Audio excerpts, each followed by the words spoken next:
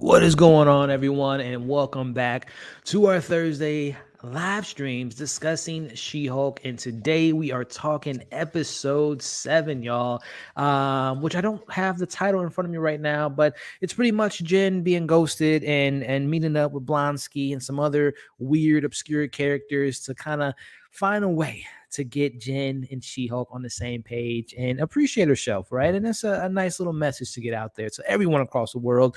And we're going to be discussing that as well as there was some other big news that came about in the last few days. We'll be talking a little bit about the Blade news, which we'll talk about the bad and maybe more of the bad, because there's nothing but bad news right now with this film.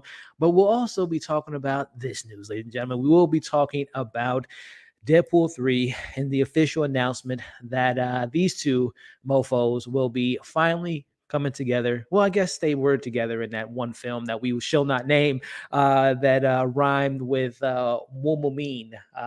Organs.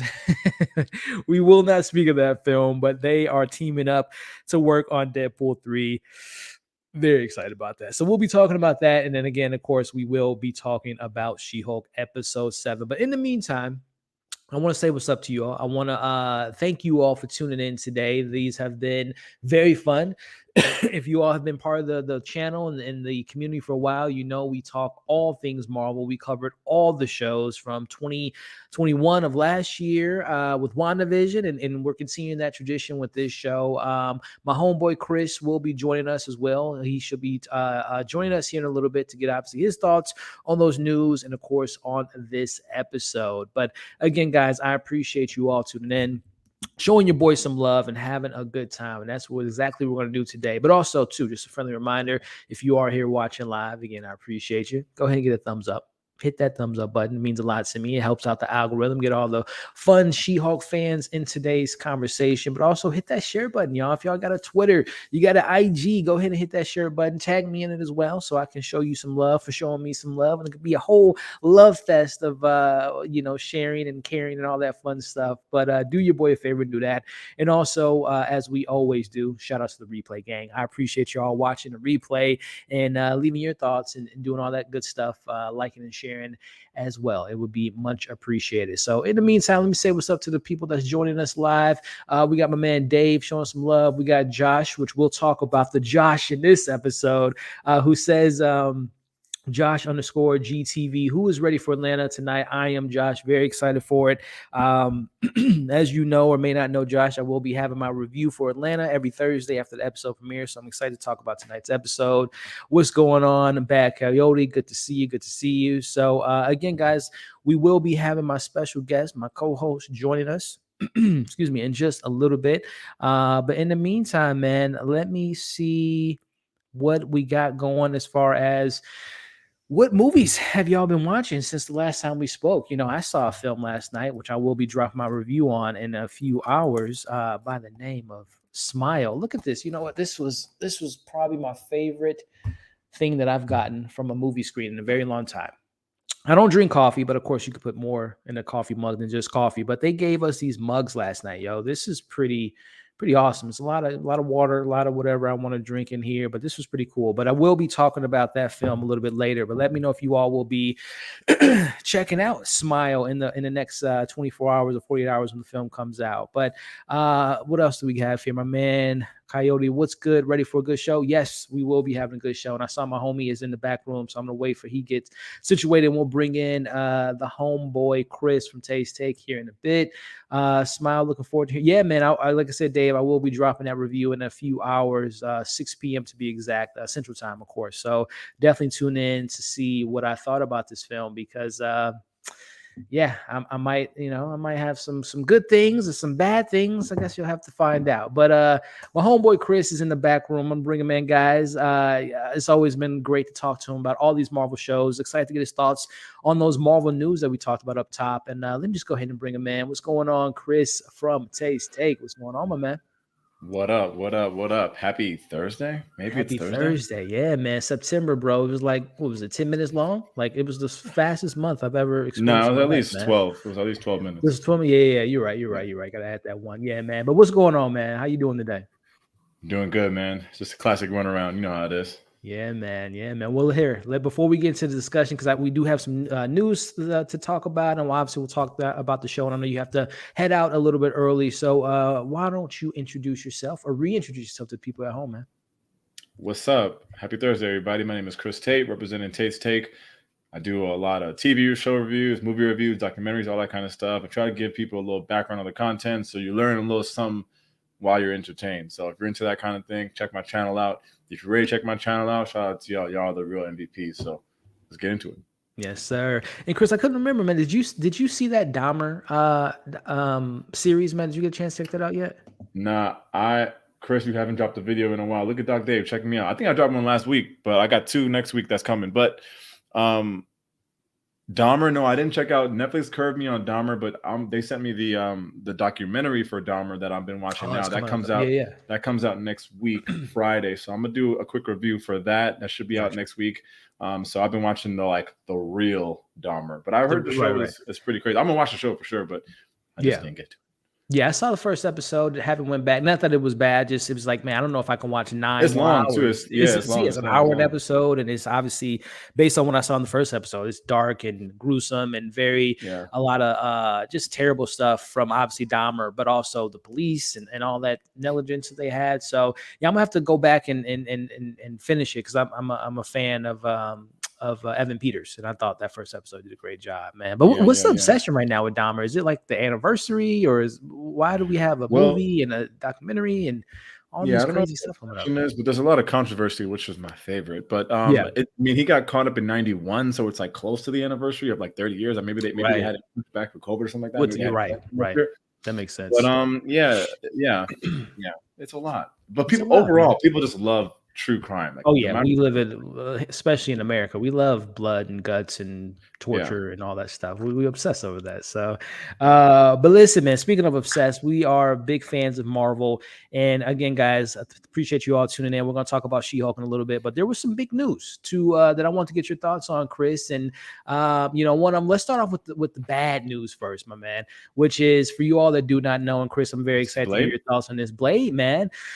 Blade, it's not looking good, ladies and gentlemen. Blade has just announced just a few days ago that it has lost its director. Let me go ahead and get the vibe right. Let me switch these colors right quick and get into, I don't know, let's do some blood. Let's do some red here. Chris, man, so first off, just to kind of fill you in, they did announce that they lost a director who was attached to the project for about a year now. Casting, and he brought in, the cast is great. Obviously, Mahershala Ali, Delroy is in this, Aaron Pierce. It's a lot of great cast members, man. But this has been 3 years in the making. They announced Mahershala on the last Comic-Con in 2019, and they've been working on a script, finally got a director. They are literally weeks away from shooting, and they drop their director, Chris. Is this not looking good for the Daywalker, man? Is the film just not going to ever be released? What's your thoughts on this, man?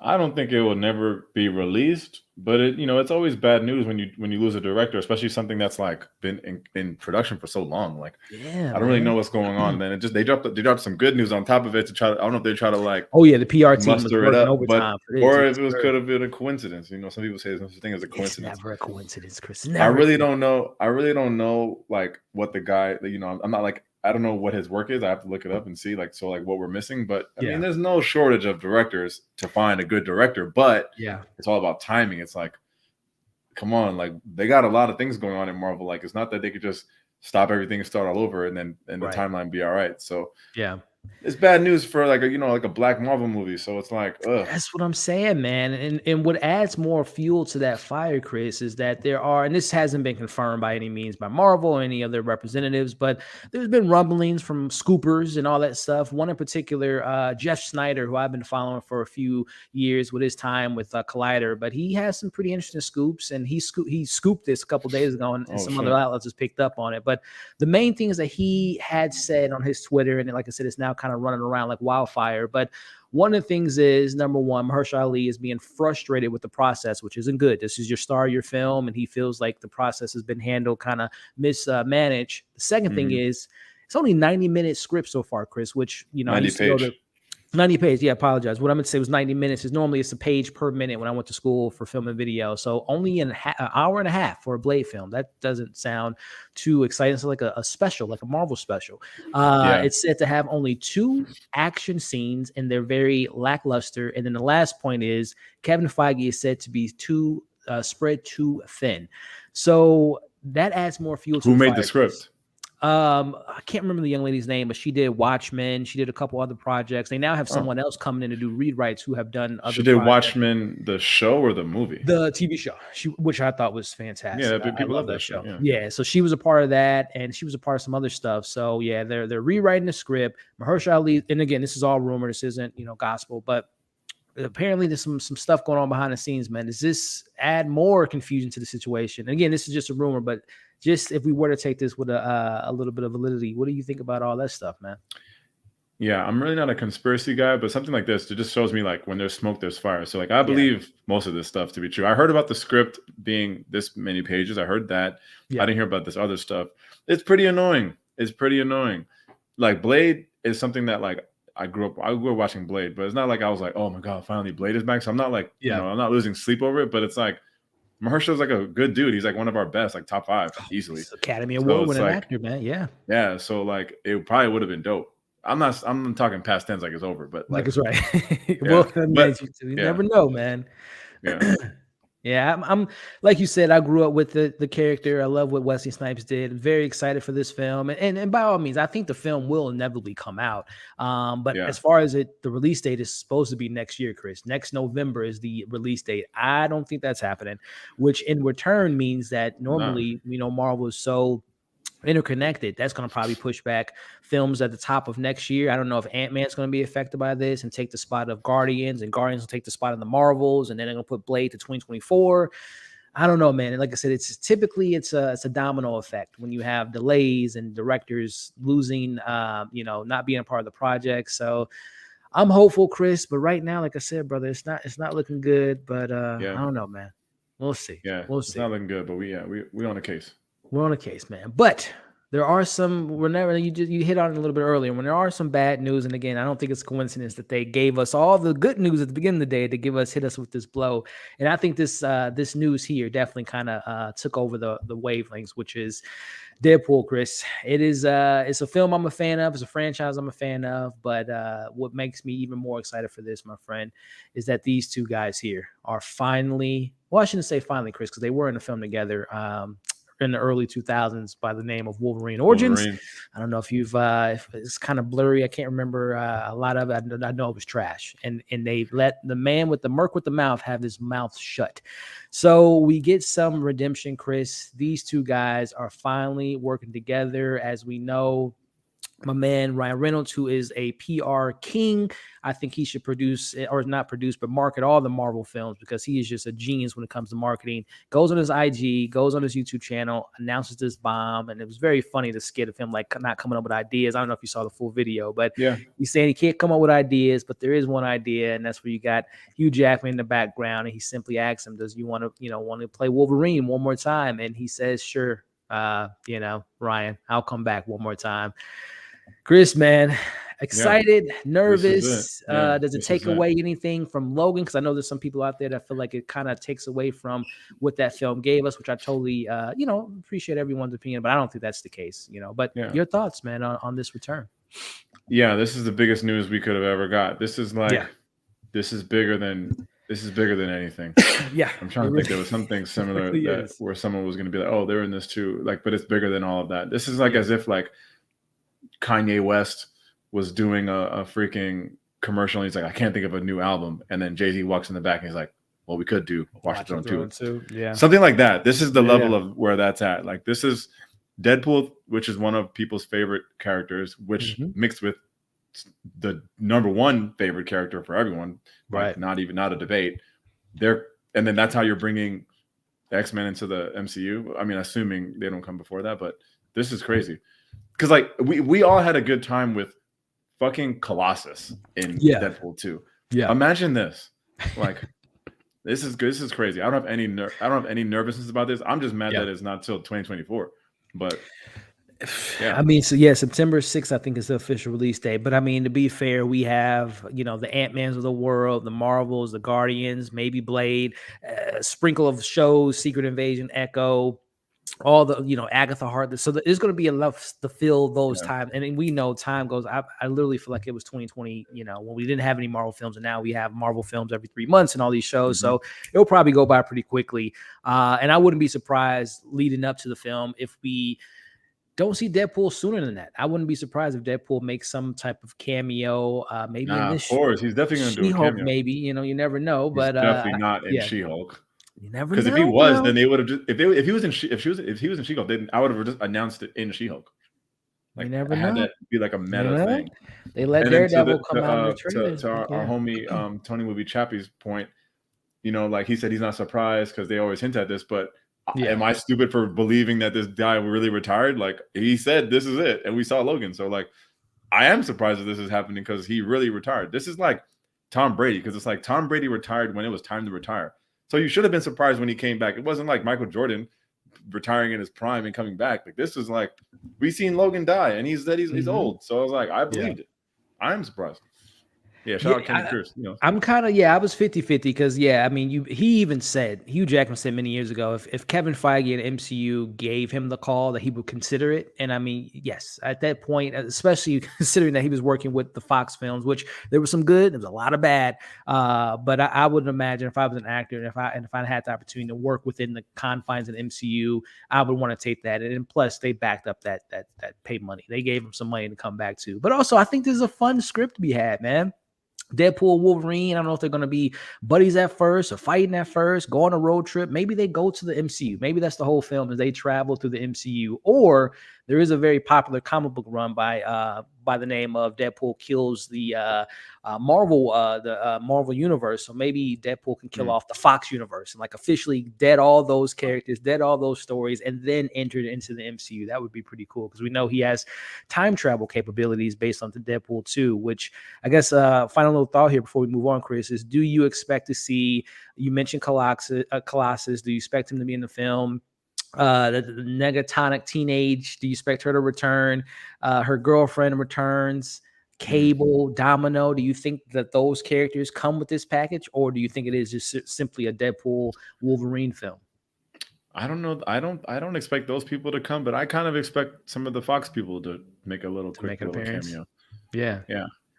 We'll see, man. Like I said, it is 2 years away, like literally 2 years, a little under 2 years. But I do anticipate to see Deadpool prior to his film coming out. Again, I can't, besides a She-Hulk, I can't think of any other project that would be suited for him to make a cameo. As far as like obscure characters or funny characters, there's no Doctor Stranges, there's no multiversal type of big film. So I don't know. We'll see. If you're trying to throw some comedy, like there's always Guardians. That could, for sure. That could be the case. But let us know in the chat, guys, and let us know in the replay how you all feel about number one, The Blade losing its director. How do you feel about that film? Do you think it'll be delayed? Do you think which I guess I didn't ask too, Chris, before we wrap this up, is there a particular director that you would have in mind, whether it be, I know people have been throwing out a Jordan Peele, Spike Lee, Gina Prince, Bywood, Regina King. Is there anyone that you would maybe want to see Guillermo del Toro come back to direct a Blade? No, I mean, no. I just know that like Jordan Peele doesn't want to do movies like that. He likes to do original movies. Yep. Spike Lee, that's interesting. Like I just don't put Spike Lee and Marvel together, but it could be cool. I feel like it'd be cool like for like film heads. I don't feel like the comic book heads wouldn't appreciate it. Yeah. So like that's different. I'm trying to think of like something that's dark like that I really enjoyed. I'm not really sure. Yeah. I mean, the first guy was I'm not to say he's a nobody, but the first director they had lined up, it was essentially wrote one film, directed one film with a. Sometimes you gotta give them a chance. Like you got to give these no-name people a chance. Like, so it might be an up and comer. It might be one of these people that done, these people are hungry. Like these people, and young directors are hungry. So it's like just exactly. Let's try it. And I think the whole beauty of Disney Plus is you can use them as like your D league and bring them up to the big league. So maybe a director that we've seen on the small screen might translate to the big screen. So we'll see what comes of that. But let us know in the chat who you want to see direct Blade. Are you scared it's going to be delayed more? And of course, your excitement level, any theories and predictions you all have for Deadpool 3 and Wolverine, Hugh Jackman coming back. So moving on to the big topic of the day, my man, is this 7th episode, Chris, of She-Hulk, which was titled The Retreat. Before we dive into it, spoil it from up and down and everything in between, Chris, just your initial reaction to finishing this 7th episode. Was it good? Was it bad? How you feeling, bro? Rewind my comments from episode 6. Rewind my comments from episode 5, where I said, this show is fun, but it is nonsense and it means nothing. But times that by 1,000,000, because this episode was the worst. I think the worst episode. And I'm still watching it, not like, because I've watched some Disney Plus shows when I'm like, this is the worst episode. And I'm like rolling my eyes, I'm kicking and screaming. I'm still not even kicking and screaming. No matter how stupid this shit is, like something about it is bringing me back because it's the writing is good. Yeah. Jen's good. Even these stupid characters that in this fucking circle, like they're saying funny things. And I'm like, what? Because I'm like, when they came out, I was like, this is disgusting. Like this is terrible. Then they're sitting in a circle and I'm like, oh, they're actually funny, I guess. Yeah. But it's like, it's all nonsense. So it's like, how are you judging the show? I know if Amanda was here, she'd probably say the show's terrible, but like, I would say like, the show means nothing. So if I think of it, the show meaning nothing, all I can say is that whether this is funny or whether it's entertaining. And I will say, for some reason, I'm being entertained, but I know that it's a slow burn nonsense thing for maybe some payoff at the end. But in the end, I think they're just like trying stuff and they're just like being free. Yeah, a lot of that I agree with you. I've seen, so I watched the episode this morning and then I watched it a little before we officially went live. I didn't finish it in its entirety, but I'm kind of in the same boat with you where, and again, we've been talking about it for the last 7 weeks. This show is it's cotton candy. It's, it's kind of a big ties into the MCU, but like you said, the show has free reign to just do whatever it wants at this point. And yeah, this episode, I wouldn't say it's the worst. I think I'm going to give that to a couple episodes ago. I can't remember. Well, no, it was like episode 3 with the elf. That episode to me was just really bad. Yeah. That episode was just all over. But to me, it's also like, it's kind of like the later it goes for it to be bad makes it worse. Like if your episode 3 is shitty, then it's episode 3. But if your episode 3rd to last is bad, then it's like, okay, y'all really playing with it. Yeah, it's been an up and down for sure. And to answer strictly Starley's question, no, we still have episode 8 and 9, and I think it's safe to say that Daredevil will be in next week's episode, and she's going to get her own little finale. We still got the Hulk somewhere out there, so yeah, we got 2 more episodes left. But yeah, Chris, for me, the episode started off a little rough. As we open up with her and the whole. Listen. I just need to know from you, Chris, and I'll share my answer. Proper etiquette when it comes to, having a little fling, you interact with a male or female. What is the proper etiquette to respond to text, man? Because this is the whole opening episode. They're going on the dates. I think it was 2 dates. 3 dates. 3 dates. She kind of gave him a little cold shoulder at first, but eventually on the 3rd date, she brought him in. They hooked up.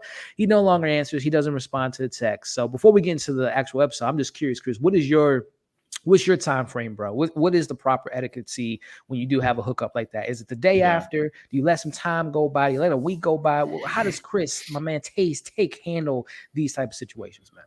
Yeah, I would say that I'm glad you asked, but I'm not. But what I will say is a couple of things here. Number one, I've never walked out like in the movies when they're just like you wake up and you leave before the person wakes up. I've never done that, no matter how random a fling this is. I've never done that, and I can't imagine her smiling when she looked and she saw that he was gone. Like I was like, you're not happy about this, but in my mind, I was like, oh, he's in the kitchen cooking breakfast. That's what I was thinking. That was the angle. Pretending to be a good guy, but I was wrong. But again, no, like even if you don't want to see some person again, like I'm never gonna ignore your text, especially like if you say something nice like that the same day, like the text just fade away as you go. It's like, oh, well, that was fun, whatever. You say, oh, okay, I had a good time too. And then she's going to say, oh, when do you want to see me again? Whatever. Then maybe you say something like, oh, I don't know, I'm busy, blah, blah, blah. But so it's always, you have to respond. That's not nice to not respond. And number 2, you can't just leave. That's like unless like you really got to go to work, but then you got to put the little note and whatever, or text, be like, hey, sorry, I had to tip out. I got to go to work. I'll catch up with you later. Blah, blah, blah. Like, this is fucking easy things. Yeah. And then, so it's like, then why wouldn't he do that so that she wouldn't be suspicious anyway? Like, why not just leave that so that, whatever. Oh, I guess it's a TV show. It is. And so I guess to answer my own question, I think, like you said, it's only proper, man. Even if it wasn't, the situation of hooking up wasn't maybe the best, whatnot, you still, you be a nice person. Just let the person know, I had a good time, blah, blah, blah. But you got to get back to those responses though. So, and again, this kind of just is, wait, what was your answer? What's your response? Immediately. Like if someone texts you back, get them back to them, or you vice versa, you hit them up the next day and say, hey, had a good time, whatever the case may be. Just respond. Don't leave people unread. Don't leave people hanging. Immediate response, I think, is the proper way. So what if you went on a first date with someone? Yeah. And you didn't feel the connection at the end of the date, and the person said, hey, had a great time tonight. Yeah. Would love to do it again. What do you say? So that has happened to me, man, and I'm not happy to say, Chris. And I was the person that, I was the person that didn't respond. So, and that was the old me, man. That was we get into the real issues. Yeah, man, that was the old me. I felt really bad for doing that. Very nice young lady, very intelligent. She was a scientist, bro. She hit all the marks, but she just personality-wise, she just wasn't my cup of tea, bro. She just wasn't my cup of tea, and I wasn't that attracted to her. But listen, I've learned my lesson to not respond. And I will never do it again, ladies and gentlemen. You just brought up some old wounds, man. I think I need to go call up Bolonsky and go to this retreat, man, and dig up these old demons that you brought up, Chris. But I digress, my friend. Yeah. Brandon, man. We'll talk another time, Brandon. It was savage. I've learned from my ways. I'm a better person now. But either way, we'll get to Josh a little bit later, my man. But we see them. Well, we did call it last week, though. Well, y'all called it. You called it. Yeah, I'm like, it's too good to be true. It's just too damn obvious at this point that this man is just too perfect, just stumbled about or whatever the case may be. And we'll talk about him later. But the majority of the first 10 minutes or so, Chris, I'm like, yo, man, this is I'm watching CW right now. I'm watching some teeny bopper YA thing, the music too, the musical cues. I'm like, yo, this is again, I know this is the tone, this has been kind of consistent ever since, but to me it kind of took a step back. I'm like, yo, Jen, how many times do we see this girl, which is kind of frustrating, Chris? It's very frustrating to continue to see this show dump on her and guys dumping her and her being rejected every single week. Like I find everyone has beauty in their own eyes, but I subjectively, I know it's very subjective, I find Tatiana Maslany to be very attractive, and I find her to be very successful, a lawyer. I mean, she's a goddamn pre-Avenger, Chris. I mean, it's just, it's baffling to me that all these people are just constantly. It's not realistic. It's not realistic at all. It is very kind of frustrating at this point. But as we go through the first half, she gets a call from Emil's parole officer, who, shout out to Barry. He was in the recent season of Barry. I love that show. But he says, I need some backup because his which I thought there was going to be more to the whole ankle, the parole thing. I thought that he maybe did escape or do something. But no, it was, as you said, it's just, there's no like, oh, maybe this is interesting. Maybe he did become, but no, it was just, what did they say he did? He ran into an electric fence and whatever. It was a bunch of nonsense. She goes on this trip with him. Terrible line when he says, do your Jolly Green thing. Terrible line. Yeah, it was a lot of, the first half was very, to your point, like you said, as far as the worst, that was some of the worst stuff of the show. It gets better for me a little bit later, which, we have the conversation. We're introduced to, again, one of the things that I do find to be pretty funny, Chris, is these obscure characters like the Man Bull, and I can't think of my man's the Matador Man or L something. They were kind of like, okay, this is kind of in the immortal vein. I find them to be funny. Let's see where this goes. They run into a car, and at first I'm like, oh, maybe it's a trap. Maybe they really wanted her to be there to fight her or whatever. No, it was all a ploy to kind of, well, not a ploy. It just happened to be a coincidence that she happened to be there and that situation happened. We spend like maybe 2 minutes, Chris, on this montage of her not getting service. I thought that maybe she was going to go into a secret lair and find out that this was the Hulk King and Abomination's working there. No, doesn't pay off there. She just ends up in the retreat. And this is what episode to me finds a little bit of life, finds a little bit of personality. When we meet there's a guy that's dressed up as a porcupine. There's another man. We talked about Blade earlier, Chris. There's apparently a guy who thinks he's a vampire, which Ramison or Samarin, something crazy. Yeah, it's like I hope Marvel. Nice line when he said that the guy wants to take your blood. Yeah, nice line. Great line. Very nice line. So I hope that isn't a prelude to how vampires will be handled in the MCU, that they can just walk in the day. I hope that was just a joke. I really do hope that he's just in his head thinks he's a vampire. But we meet him. We meet Porcupine Man. He identified, we meet Porcupine Man, and then we get the cue to, I don't even know if he has a name, but they just said in the subtitles, the Wrecking Crew, or this is Wrecking.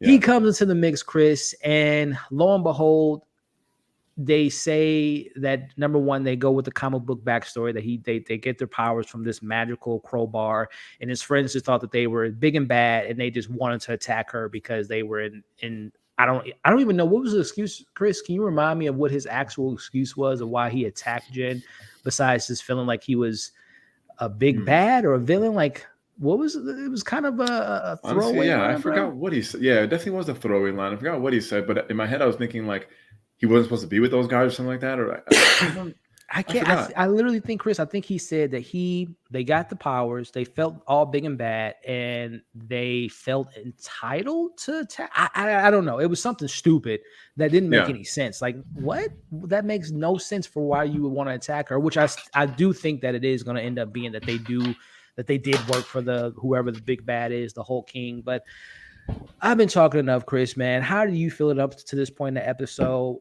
Getting into the retreat, now being in the retreat, did any of that banter, these characters work for you, man? Yeah, the banter was working. I like, to your point, when they crashed into her car, that's when I was like, this is where I would have turned this off if I didn't have a YouTube job to talk about it. But this is when they get into the circle. That's when I started to like. There's a couple good lines in there, like calling the guy out. Like, what did she say? What'd she call me? Like, that's fire. Like all this stuff that we're about to talk about, like about how she's handling the text. Like all that stuff is like just written well, and it's funny. It just doesn't mean anything, and we don't get any meaning until we find out Josh's true identity at the end, which is like a lot of the theme for the show. It's like the show's 23 minutes. And it's 20 minutes of almost nonsense, and then you get 3 minutes at the end of like, this is part of the story. Imagine they made She-Hulk like, here's She-Hulk in one episode, and just the last 3 minutes of each episode, and it's like that's all you would really need, minus the good writing or good banter. So like, to your point, the episode switched to me when they finally go inside and all that kind of stuff. That's when I was like, all right, cool. At least these guys are like funny, and they're not taking themselves seriously. Exactly.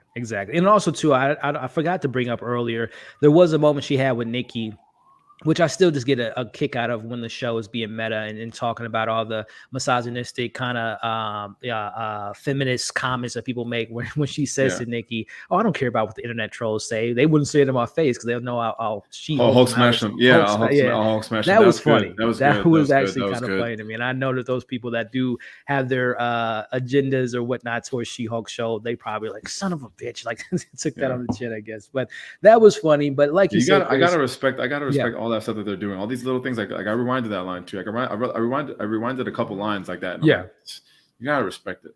Again, it's the show. It has its moments, guys. And again, and me and Chris have been pretty positive on the show. Of course, we point out some of the episodes we don't enjoy, but we've been pretty positive about it because I honestly have been genuinely enjoying some of the entertainment aspects the show has to offer.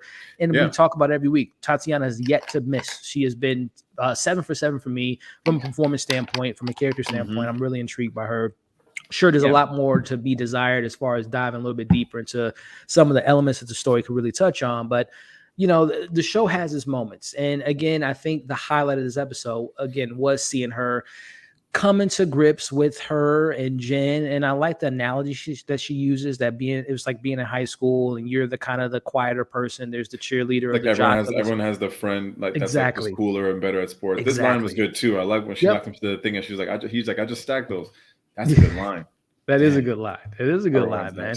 It makes it, and again, the show when it's at its best is when it takes all that heightenedness and again the CW-ness and the kind of the cheesiness and it brings it down to a more grounded level, and they can have these honest conversations about what she feels like, and again too also I'm glad that the show didn't do, which I know some people might have some criticisms about the mansplaining of certain things, but I'm glad that the guys in the room weren't as aggressive or being kind of stereotypical guys in a sense. They were just being human beings, well, super powered, magical human beings, and just having a human conversation about rejection and acceptance and all that stuff.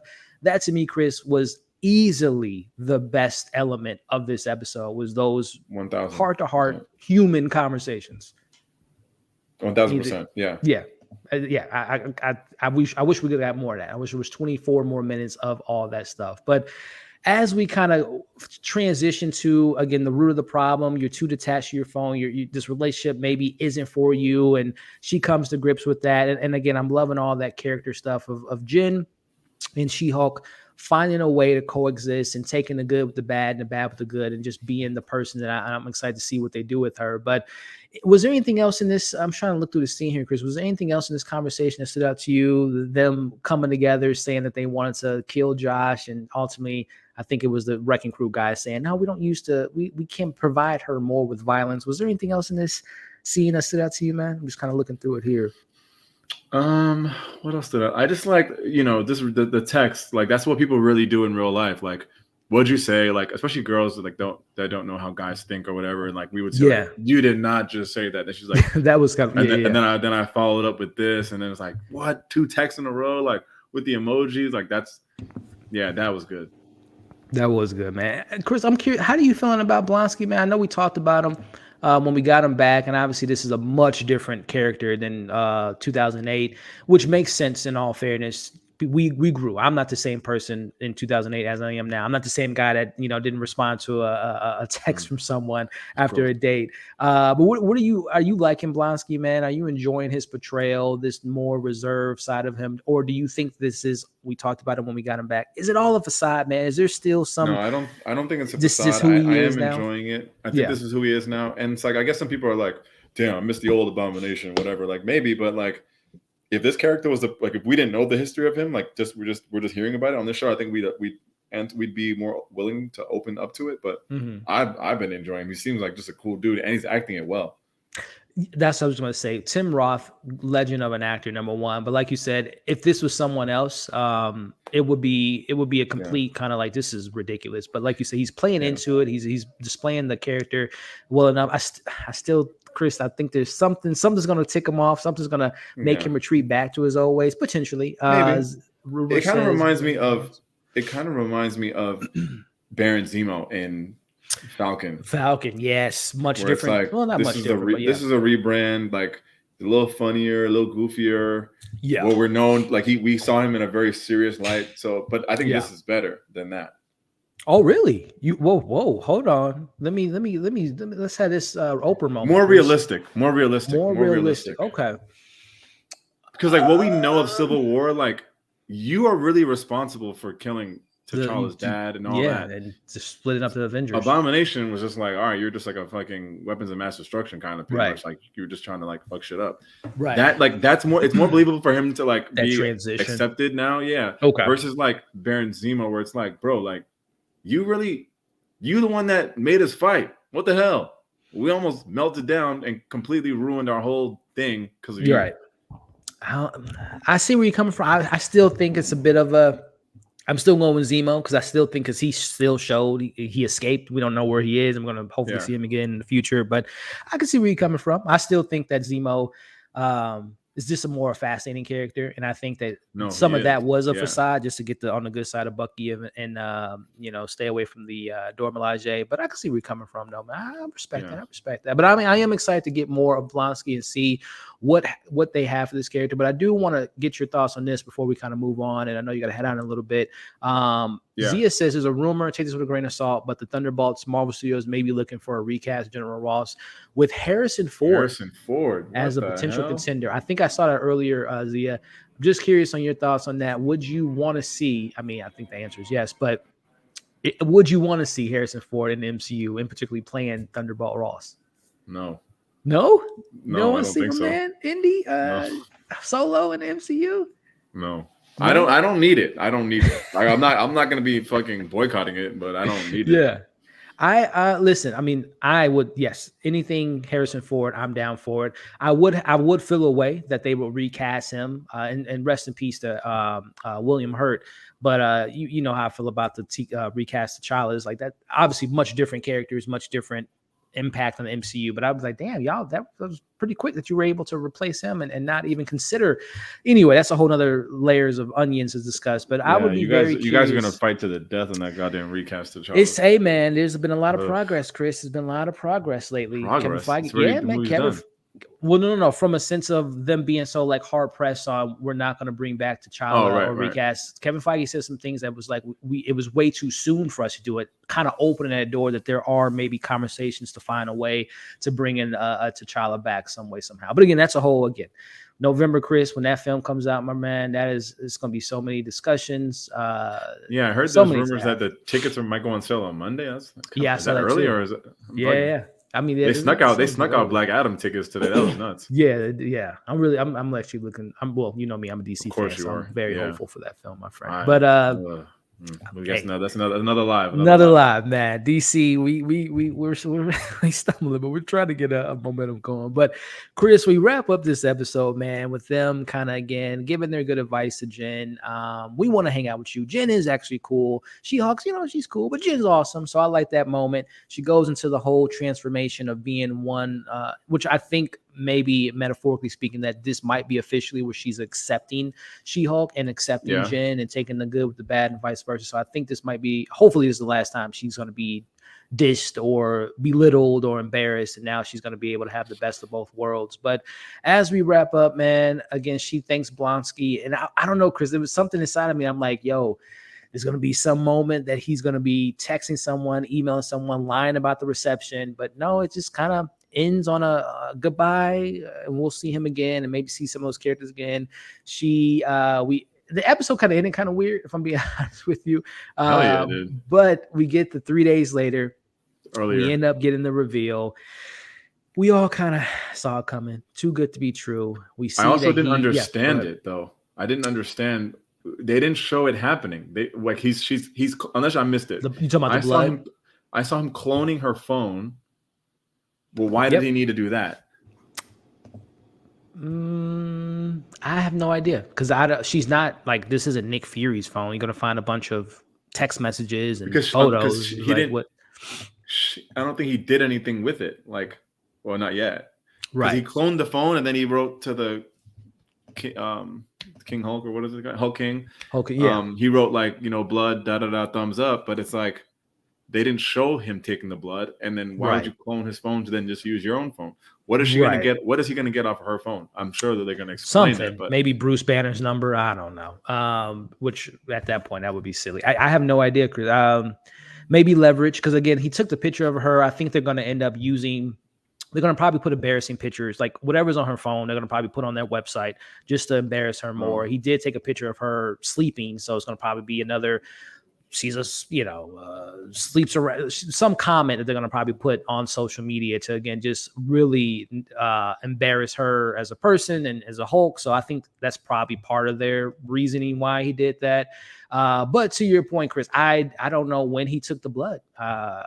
Like when, and you telling me that she can't feel someone pricking you with enough blood that they'll probably need to do whatever they're experimenting on. So it was weird, man. It was very weird, but I guess we just got to kind of take it at this point. But he has the blood, and I guess the question is now, Chris, is where are we going to get more little Hulks running around? Is that where we're leading to, man? Or whoever this Hulk King is going to put it in themselves to, which I think we've been speculating about is probably the leader. Kid Hulk. Yeah. I mean, what's your thoughts, man? Where are we going with this, with the blood and all this stuff, man? I don't know where we're going with it, but it has potential to be interesting. If you have Hulk blood and you could create bad Hulks, and then it's like Hulks versus Hulks, it could be cool. I have no idea where it is going, but it could be interesting, and it could make the show all right, well, at least She-Hulk brought us this. Right. That's how we found out that there's other Hulks or whatever, or that you can make more Hulks. She has Bruce. Yeah, like I said, I think the cloning is just a matter of whatever embarrassing photos, information. They're going to put that on that website. They're going to put this picture of her sleeping with probably sleeping with a random person. They're going to probably use that just to embarrass her and really bring her image down.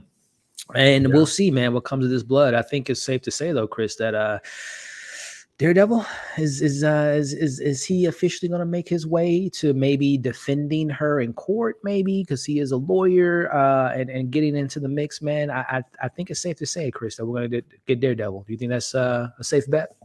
Nah, Daredevil is a sure bet. I guess it's only a matter of like, are we seeing him this next week or the finale? Which I think they might sneak him in next week. Yeah, I think so. Someone else already said it. The body fluids. What body fluids these? I think it was blood. I don't think he took. I mean, I guess he could have took. She used the rest. I don't know. I don't know. Like you said, they didn't show it, and I don't know why they didn't really show it. And then the flash going off was strange. Yeah, again, apparently she's a heavy sleeper, or I don't know if he gave her something to, I don't know. I don't want to get that dark, and I don't think Disney will want to get that dark drugging people. But yeah, it was kind of weird. It was kind of weird, man. But any final thoughts, Chris, before we head out, man? Before you head out and get going, man. Yeah, no, I gotta head out. But yeah, final thoughts again. It's like, and I'm not reading a lot of think pieces or like what people are really saying about the show. I would imagine people are just not watching it as much. But it's like, it's not offending me. It's like, I kind of just know where it's at, and I don't know why exactly it gets more of a pass than the other shows, because I just don't feel like it takes itself so seriously. But it's like, here, we'll give you some good lines, we'll give you a nice new character at the end of each episode, we'll give you a good plot point, and we'll go from there. So it's just like some other Disney Plus shows would have had that stupid fucking Matador and Bull guy, and I would have been like, this is disgusting, and then they would have dragged it with a whole bunch of corny jokes. But somehow they pull us back in, and we're here just like, all right, this is fine. Like, I think it's just like the meta element of the show. It's like, we know what we are. Don't worry. Yeah. So I just gotta respect it. Yeah. Yeah. And again, I'm hoping that we get a satisfied conclusion. And I think we're gonna get Daredevil next week, man. But I'm gonna stay in for about 10 more minutes, guys. But my man Chris has to head out. Before you head out, man, again, I always appreciate you. Love your commentary. Love your thoughts on all the stuff we talked about today. Why don't you let the fine folks at home know where they can find your content and what is the next bit of awesome content you have lined up for them? Respect. Shout out to people in the chat. Shout out Doc Dave. Shout out Coyote Funky. Shout out to Kev. Shout out everybody in the chat. Y'all was going crazy today. My channel is in the description here, but I got the Jeffrey Dahmer documentary that I'm gonna do a review for next week. That comes out next Friday, and then I have another documentary that I'm watching, the Redeem Team. That's the 2008 Olympic basketball team for the United States. So a lot of good footage, Kobe, LeBron, all that stuff. So I'll do a review on both of those. So look out for those next week, and look out for me being here next Thursday to talk She-Hulk episode 8. Yes, sir. Yes, sir. Well, Chris, man, it's always great to see you, man. I hope you have a good rest of your day, man. And NBA is right around the corner, bro. We gonna get ready for the NBA, man. Let's get it, Dub City. You already know what it is. Yes, sir, man. Well, hey, I'll hit you up on the DM, man, and I'll catch you next week, bro. For sure. Thank you. All right, man. Well, hey guys, that's the homie Chris again. You can check out his links in the bio. I'm gonna stay on for another 10 minutes or so. And let me know. And by the way, yes, Chris's information is in the description of the video, as well as Zia has here. So definitely click that, subscribe, do it now. But let me know if any of you all want to do because we used to do call-ins. Let me know if you guys want to maybe join me for about 10 minutes or so to share your thoughts on this episode, talk about the possibility of Harrison Ford being that would be interesting. Harrison Ford coming in as Thunderbolt Ross. Your thoughts on Blade, and of course Deadpool. So if you want to join me for, like I said, about 10 to 15 minutes before we wrap it up, put a 1 in the chat, and I can share the link with you all that want to join and just have a little bit of a conversation. If not, no pressure. We'll probably wrap up here in a bit. But again, I'll stay on for another 10 to 15 minutes to talk with you all. If you want to join, again, just put a 1 in the chat, and I will share that link with you all to join me if you want to. Again, no pressure at all. But just kind of wrapping it up, if you guys don't want to tune in or join in. But overall, like I said, as Chris said too, this is the show at this point. I had some moments that I enjoyed, some moments I didn't, that we talked about, but I am looking forward to seeing where this whole blood angle is going. Who is the Hulk King? Is it the leader? Is it, what was that guy's name that had the first date with her? I can't remember his name, but is it that guy? Is it someone else entirely? Where's the Hulk?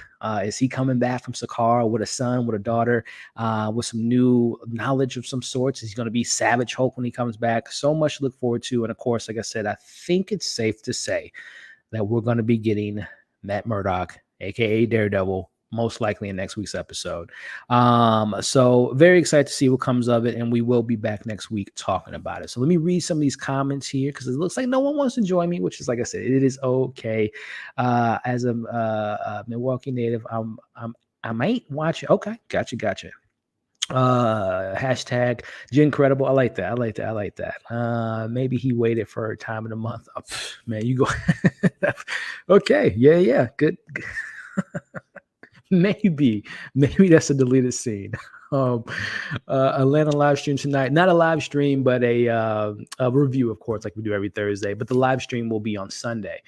We go live every Sunday for any Atlanta fans at 12 p.m. Central Time. So join us this Sunday to talk about this 4th episode, which I will be sharing my review later tonight. And I am very excited to talk about episode 4 of Atlanta with you all. So keep an eye out for that review coming a little bit later tonight.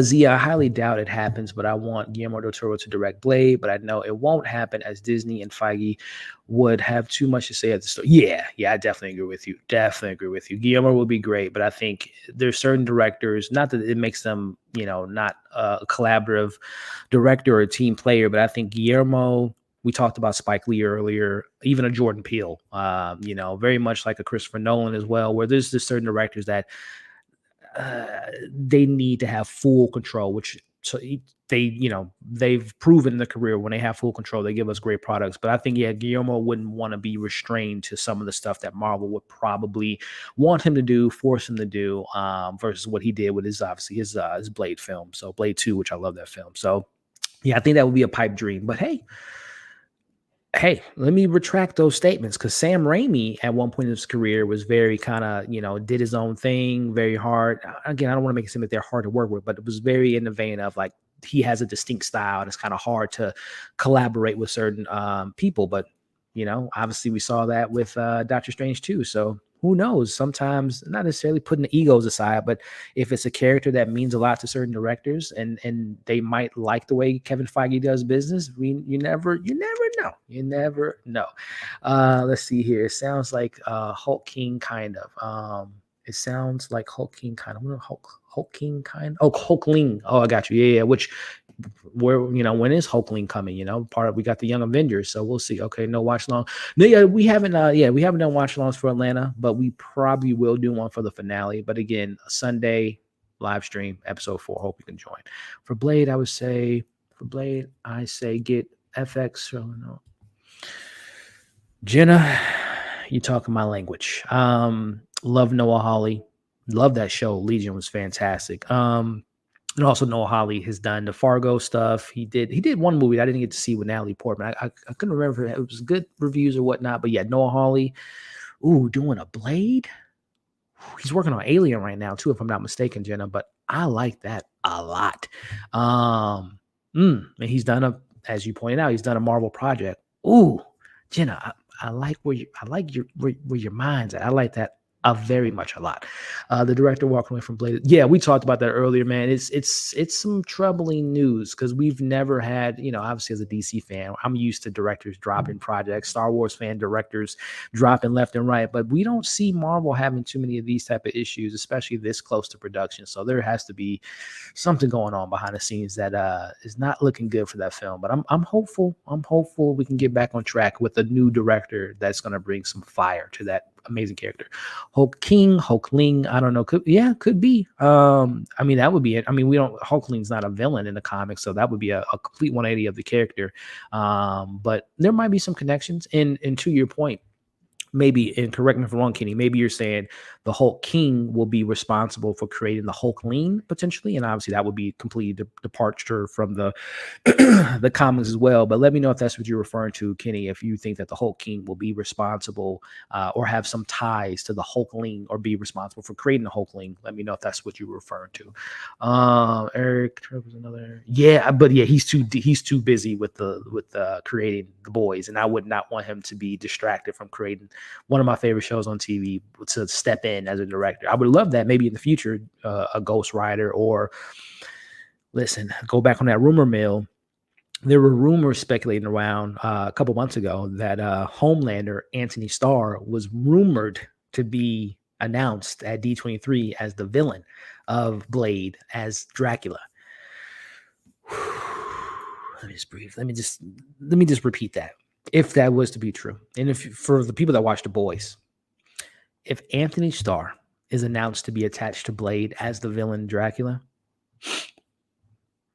that would be amazing. That would be amazing. So, I mean, there might be something there. Zia, I like that. I like that a lot. Jenna, again, Jenna, that was awesome. I love your Noah Hawley. That would, I would like that. Even if it's not Blade, I would just love to see Noah Hawley do a Marvel character. And since he did something with Legion, maybe listen, Jenna, what if we can get Noah Hawley involved with an X-Men project since he's already worked with, Legion? Jenna, I like it. Let's manifest that. Noah Hawley directing the X-Men or an X-Men project, a TV show. I'm down for it. The script must be, we talked about it earlier. Let me, you can watch the replay. I brought up the Twitter feed as far as the script supposedly is only 90 pages, which roughly, in writing scripts, every page is a minute, so that's only an hour and a half for a Blade film, which is definitely not a good sign. There's only 2 action scenes, and apparently they're lackluster, and Mahershala Ali's upset with the process, as well as Kevin Feige has been spreading thin that he hasn't really had that much impact on it. So it's not looking good, man. It is not looking good. Let's see. Jenna has another comment here. Ryan Murphy is another. Jenna, I loved your Noah Hawley comment earlier. No, that's a no for me. A hell no for me. No disrespect, Jenna. I love early Ryan Murphy, Nip Tuck seasons, the Carver season. Obviously, he's done, I would say, the first maybe 5 seasons of American Horror was like top tier horror for me. Season 1 and 2 was masterpieces to me. Seasons 3, I can't remember them off the top, but I know it was like the Circus season, the Coven season, and what was the last really, really good one? I can't remember. It's been so long. I'm so behind on that series, but love you, Jenna. No Ryan Murphy anywhere near Marvel at all. I am a no for that one, but love your other suggestion earlier. No, I was thinking one was the other. Oh, got you. I'm telling you, Zia, that would be. And for anyone that watched The Boys, know why that would be exciting, because he is the best villain on TV. I put Homelander as far as like in the last decade. Cersei, Homelander. There's some great villains on TV. Those are like 2 of my top tier villains the last 5 to 7 years. Those 2. I love Homelander for not for what he does, but just the performance and just, I mean, honestly, some of the stuff he does is just great television. So yeah, I would love that.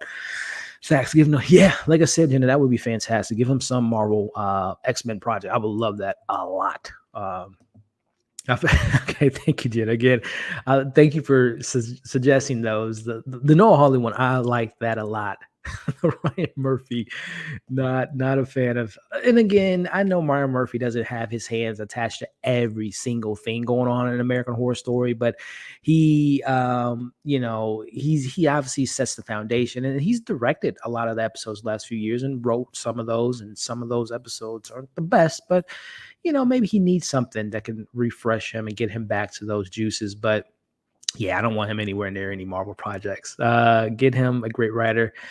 Yeah, he needs that spark back. And I know they got the new American Horror Story coming out next month, New York City or whatever. We'll see. This series is done. What's going on, William? Elliot, would you want an original Jordan Peele film or Jordan Peele original film all day, every day? Sure, I would love to see him do Blade, but like we talked about earlier, I think I don't want to say restrictions, but I think working within the confines of the Marvel Cinematic Universe and having to have certain things tie into certain things 4 years down the line, 4 films down the line, setting up a TV character, I don't think that would be a great creative experience for Jordan Peele, and I want him to be as creative as possible. So to answer your question, I would take a Jordan Peele original film 10 out of 10 times over a Jordan Peele Blade film. Don't get me wrong, it would be dope, but I would go with original over him stepping in to a Blade film or an MCU film, to be honest, unless they gave him, which they would never do this, unless they gave him 100% creative liberties to do this, then that would be exciting, but we know that wouldn't be the case. So But great question though. Jordan Peele doing Blade would be fire, but it would be. Don't get me wrong, that would be great. But yeah, it would probably never happen. But what have we learned in the last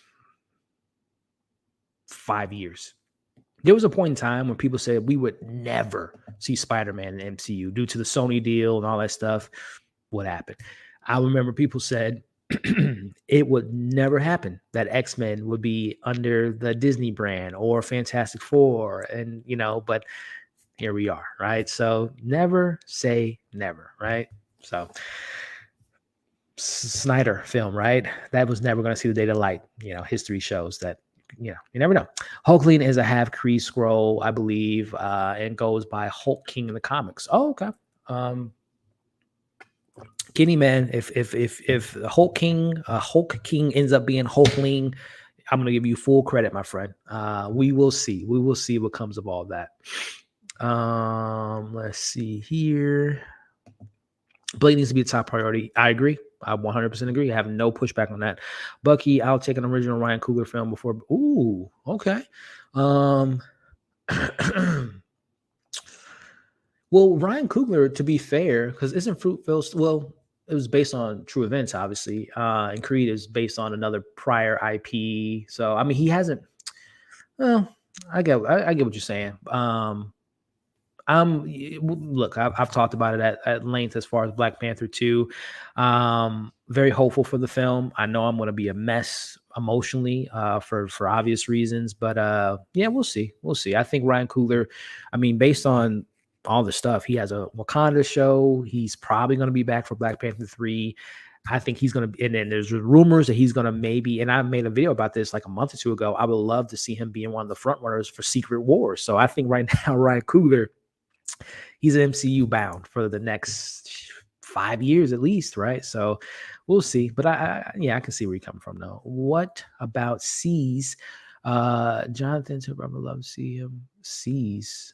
Oh, I would love to see him writing. Oh, Jason Momoa. I don't know why I was tripping about that. Yeah, that would be pretty cool. Zia, I love me some C, and Baba Voss is my guy. So yeah, I like that. Mahershala Ali, damn near 50. I knew they would fumble Blade. Who wants a? Hey man, he's definitely getting up there in age. But luckily, he's in great shape. He's a great actor, number one, and we know with visual effects and all that they can, mix in the action sequences with getting him in and, having, working the ways out. But yeah, it's been a bit of a journey. It's been 3 years since they announced it and no progress. So we'll see. Is it? No, let me know. Like I said, guys, I'll another 10 minutes. So Bad Coyote, if you want to drop in, just put a 1 in the chat and I'll share the link and we can chat for a little bit if you want to. Not too late. Like I'll stay on for another 10 minutes or so. I want Ryan Coogler to get out of MC. Well, Bucky, like I said, he's the Wakanda series. He's executive producer on Ironheart. He's probably going to be back for Black Panther 3. And if rumors are to be said about whatchamacallit, Secret Wars. I mean, he's going to be here for a very long time, and I ain't mad at it. But I like I said, I get what you're saying though. All right, I see Coyote. I'm going to put the link in the chat. There you go. The link is in the chat. Bad Coyote. Let me start. It should be pinned. I think it should be pinned. So, Bad Coyote, if you want to join, or Kenny, or anyone, Jenna, go ahead and click that link and join me. Talk to me for a bit. Join the stream. Let's see. I think Marvel films are free throw. I think Marvel films are the free throw dunk of movies making directors. There, I like that. Yeah, I'm one original. Gotcha. Jenna, House of Dragon. Mike would be a good option to play. Oh well, shoot, Jenna. He's tied up. They're gonna be shooting season 2 next year apparently, and probably 3 to 4 more seasons. So he's gonna be very busy with that. This speaks to the quality of MCU. Hold on, let me make sure that link that I just shared. Let me see if it's pinned for Coyote or anyone. Like I say, anyone can join, and I'll stay on for another 10 minutes to hear you all's thoughts because I love interacting with you all. Marvel, DC, Star Wars, you name it. You guys are awesome. So if anyone wants to join that link, just click the link and come holler at your boy. Let me make sure that link is pinned. Here we go. So yeah, if anyone wants to join, the stream. The link is pinned now, so you can join the stream if you want to join. All right, let me see here. Oops, I'm sorry. Hold on, I didn't read that one comment. This speaks to the quality of MCU films now. Thor 4 set the tone. I hope not, bro. I hope not. Well, listen, we can clearly see from the trailer of Black Panther 2 that is a completely different tone than Thor. And then Secret Invasion, that trailer, completely different tone. What else did we get a trailer for that it was like completely different and more serious and grounded? The stuff that they're doing with Captain America, the Thunderbolts. So I think the days of the goofy, of course, we're going to get Guardians. It's going to have some levity and stuff like that. But I think we're going to get back to that more serious Marvel stuff. And I think November is going to be that launching pad. So I'm looking forward to that, to get back to the more grittiness of the MCU. Blade has some great one-liners. Oh, yeah. Do you know what did he say when the cop shot? I don't know, man. That's a classic film. I love the Blade films. Blade 1 and 2, not Blade 3, but 1 and 2 is fantastic. Let's see here. I got children screaming in the house, Oh, no worries, Kenny. But I definitely want to get you back on one of these streams, man, because I love talking to you about Marvel and getting your thoughts on that, man. Of course, MCU would fumble. Man, Bucky's going in. I love it. Yeah, man, it's very unfortunate because it's such a pivotal, important character. I would hope that they can figure this stuff out, but stuff happens, man. Stuff happens. They have enough credit with me that I feel like they're gonna get it together. I feel they're gonna get it together. But I got a guest coming in who's been dropping some great stuff in the comments, and I think this is the first time. Yeah, this is the first time they're on the channel officially. So I'm excited to get to talk to Bad Coyote. What is going on, my man? Hello, Elliot. Thanks for having me on, man. Can you hear me okay? Yeah, loud and clear. Love. Are you in a Star Wars universe? Star Destroyer? Yeah, this is Vader's. Yeah, I'm a huge Star Wars fan. I'm a big fat nerd. Awesome. Andor, how you liking Andor, man? I'm actually liking Andor so far, and just a bit of disclosure, I was kind of talking crap about Andor before it came out, only because I'm a huge Star Wars fan. I was kind of let down by Obi-Wan. I had high hopes for Obi-Wan. Here, bro. Dude, I'm a guy that goes to Star Wars Celebration. I wait in the queues for hours. I remember I was down in Orlando for The Last Jedi. I was over in Anaheim. Like I do this stuff, man. So when Obi-Wan was coming out, I was like, all right, they're not going to fumble the football. You got Ewan McGregor coming back. You got, all these different people. I was even excited when I heard about Reva. I was like, oh, I like the concept of her story. Let's see how that's going to work out, especially seeing, more people like us in this space. Like, let's go. Right. But then, yeah. Obi-Wan, man. Oh, my God. And Boba Fett. Don't even get me started on that series, bro. I was not a fan of that. So, it's tough right now for Marvel or Star Wars, man. But Andor is looking good, man. I'm liking the tone and the performances are fantastic. The score, all of it so far, man. It's thumbs up for me, man. Absolutely. I mean, I went into Andor, my arms folded, and then as I started to watch Andor, my arms came down. I went to go make some popcorn. I was like, okay, I kind of like what's going on here. I mean, the production quality is incredible. You can see that they're on sets, the visual less of that volume CGI stuff, which is beautiful. But I love, like you said, I love being like feeling in the trenches, feeling it's tangible. It feels like it's, even though it's a galaxy far, far away, it's all fictional sci-fi, but it feels very kind of grounded in reality. It really does, especially when they're walking through some of these things. Like when you're in the Imperial office, you can kind of see the walls aren't just some plastic thing. It's like they're made out of metal. And when Andor's walking the streets, you can hear the mud. And even to hear, some of the actors and actresses talk about, when they walk the sets, they can't believe that they made all of this just for the show. And that's such a good thing to hear because, we're getting tired of seeing the volume. Yes, you can use it creatively, like in Robert Pattinson's Batman, where there's that sunrise or sunset scene when he's talking to Catwoman. I had no idea that was on Warner Brothers' own version of, I was like, what? That was that wasn't shot at a specific time, But I'm really liking Andor, and I can't wait to see what's going to happen next. And no spoilers for the previous episode, but I really. Elliot, what's been your view of Andor so far? It's been great, man. Like I said, I've been kind of I've mentioned in the past, and I will call myself a casual Star Wars fan. And by the way, guys, this is becoming a Star Wars conversation. I love it. We will tie it back to Marvel. But just to answer your question, as far as I'm a casual fan. I've seen all the films. I haven't really dove into the extra lore, referring to the books, the comics. I haven't even watched the animated series, Clone Wars or Rebels. I heard great things about them, but Obi-Wan's my guy. He's my favorite Jedi. New Hope's my favorite Star Wars film, and the sequels have had their moments, but Rogue One has been my favorite produced Disney Star Wars project to date. So when it came to Andor, I'm like, we know how things end, but who was Andor before joining the rebellion, and who was, how did he get into that, and all the different characters came with it. So I had the opportunity to see the first 4 episodes. Shout out to Disney for sending those screeners. I was floored. Watched the 4 back. Well, actually, I watched the first 2 episodes and I had to go to work the next morning, but I was like, dude, I cannot wait to get back into this world and see how things play out. So I'm enjoying the hell out of it, man. I'm excited to go on this journey. Like you mentioned, the set designs, the score, the characters, the grittiness, spy espionage.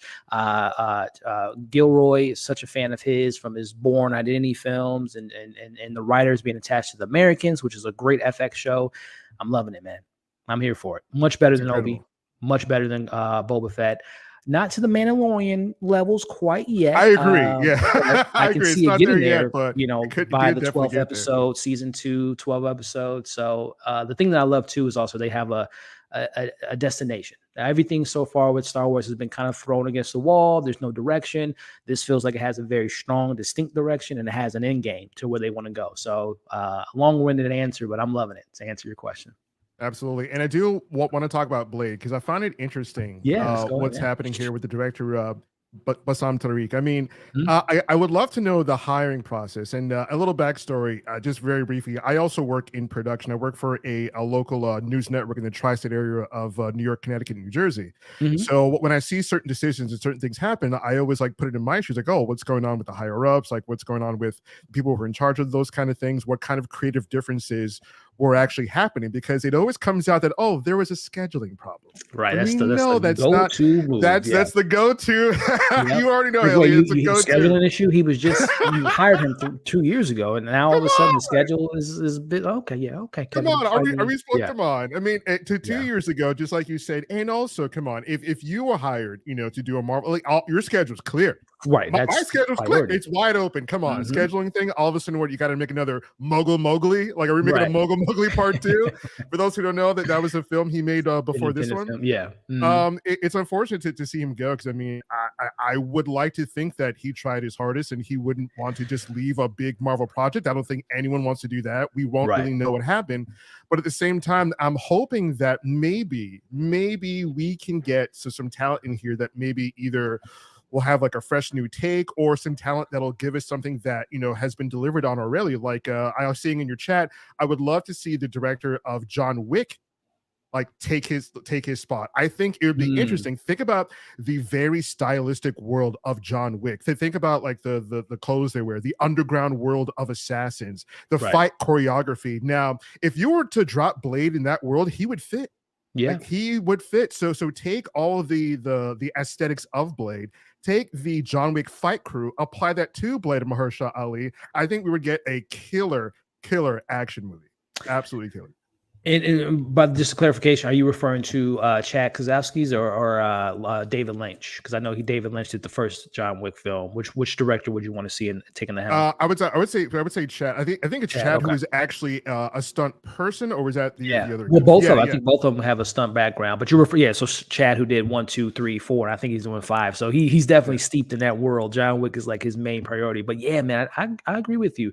That tone, that style, the atmosphere. You can definitely see Blade in that world. So yeah, I would like that, man. And he has history with Marvel, because I believe Chad and both David Lynch and a lot of those guys did the second 8. They were the second producer or directors or second ADs to Civil War. They brought them in to do a lot of those fight sequences and stuff like that. So they have ties with Marvel. So I wouldn't be opposed to that. But I do know, like I said, he's so steeped into John Wick and producing the Continental. So I don't know if he has, speaking of scheduling, I don't know if he can fit that into a schedule. But like you said, if Marvel calls you and say, hey, we got Blade, I want you. We'll My back up that schedule truck. is Yeah. clear, and Yeah. especially because and here's another point. According to the culture crave thing here, we got a Mhm. couple different points, right? Like Mahershala Ali is frustrated with the process. Yeah. There's no way of knowing that for sure, Right. and This I is think all that's something. rumor. Yeah. Right, all rumor. Even if even that is true, I don't think Mahershala will want that to be out there. Yeah. But I think the whole thing of Kevin Feige being spread to thing, I think is the biggest thing of that tweet, because That's a in my fact. head, Yeah. right, because in my head, we know he has a lot going on. I mean, he announced Phase 6. Mhm.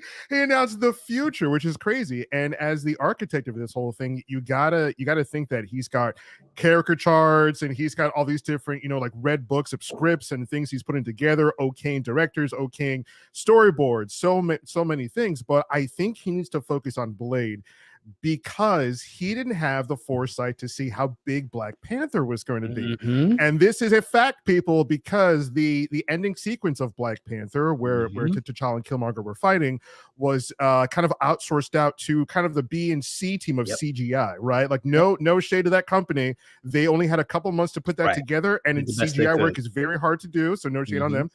You guys worked very hard on that, but the A team for the visual effects department was sent over to work on Infinity War. That tells me that Mhm. they're just like, okay, we're not gonna, like shade Ryan Coogler, but we got Yeah. a bigger project over here. And yes, Infinity War was huge, but Black Yeah. Panther made $1 billion with a Mhm. B, and it One of the highest absolutely grossest domestic, one or of the like highest 600 grosses million domestically. domestically, which is insane. Absolutely crazy, and it's and everyone was behind it, right? Mhm. Every person of the African diaspora was Yeah. absolutely behind it. It created a huge cultural zeitgeist. I Mhm. remember having to explain to my friends who aren't Black, who aren't Mhm. they're like, hey, what's going on with this thing? Why is it so? Well, why now? Why is it this? And I had whole conversation. I remember I had like whole like discords of Yeah. or even like spaces of like, hey everybody, welcome to my TED talk about why Black Panther is this big cultural Or zeitgeist. yeah. Glad you Mhm. can come along. So I think that Blade can maybe do that again. Oh, yeah. So I see that in this tweet, Kevin Feige spread you thing. I think I know Kang is huge. Kang's coming up, but let's Fantastic not Four forget and all Blade. that. Yeah. Mhm. Yeah. Yeah, no, I agree, man. This is well said, and I couldn't agree with you more. And I think the writings on the wall to Kevin Feige, because 10 years ago it was a movie a year. Then we got 2 movies, then 3 movies. He was, he can handle his own and to have many different hats. But then when you add in the shows, and now bringing in the Fox universe, it's a lot for one person, man. And of course, too, no disrespect to Nate Moore and the other producer that he works with, and they have their hands into a lot of these projects. But we all know Kevin Feige, when it comes to a lot of these successful projects, he had his hands very heavily involved, and not to the extent that you would hear studio meddling or studio interference, but collaborative experiences. So it sounds like Kevin Feige has not been as attached to this project, because honestly, what was the last Marvel film that lost their director a month before they went into production? That's never happened. Not until since 2008. Of course, they lost Patty Jenkins to Thor, but that was way before they even went into production. Edgar Wright did not even shoot. I know they did some test screening, but he wasn't going into full production yet. So this is new territory for Marvel. So that speaks volumes to, again, all the stuff that is speculation. But my man Chris said it earlier. Normally, when there's smoke, there's fire. So I think maybe that all the stuff that we're seeing on the screen now is true. The script being a little lackluster, the action scenes not being hidden the punch, but I can see Kevin Feige being spread thin. And if I'm a Mahershala Ali, as you just mentioned, I'm like, yo, like you just said, did Black Panther not show you anything that Yeah. a Black lead in these type of films can mean a lot, not only financially, but culturally? So if I'm a Mahershala, I'm sitting there with my 2 Oscars, like, hey, Kevin, remember me? I might be one of your most sought out actors in Hollywood right now, and you can't pick up a call, you can't find me a director, can't get the script going. Yeah, man, some troubling things there, man.